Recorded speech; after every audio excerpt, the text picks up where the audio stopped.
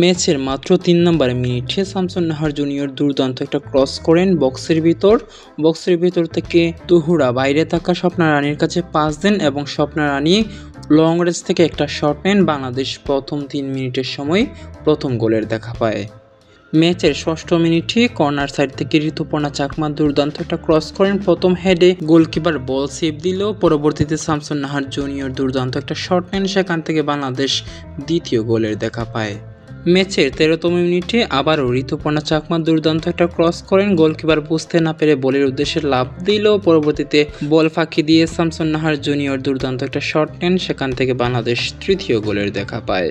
ম্যাচের ১৬তম মিনিটে তুহুরা বলের জন্য চার্জ করেন, কিন্তু বলের পজিশন পান মনিকা চাকমা আর সেখান থেকে দুর্দান্ত একটা শট নেন। বাংলাদেশ ১৬তম মিনিটে চতুর্থ গোলের দেখা পায়। ম্যাচের ১৭তম মিনিটে ডি বক্সের বাইরে থেকে ঋতুপর্ণা চাকমা দুর্দান্ত একটা লং রেঞ্জ শট নেন। গোলকিপারের আয়ত্তে থাকলেও গোলকিপার ঠিকঠাক মতো সেভ করতে পারেনি। বাংলাদেশ পঞ্চম গোলের দেখা পায়। ম্যাচের ২০তম মিনিটে প্রতিপক্ষের গোলকিপার বলটি সেভ করার জন্য ডি বক্সের বাইরে চলে আসেন। ঋতুপর্ণা চাকমা তুহুরার উদ্দেশ্যে দুর্দান্ত একটা ক্রস করেন এবং তুহুরা ফাঁকা বারে গোল করেন। বাংলাদেশ ২০ মিনিটেই ষষ্ঠ গোলের দেখা পায়।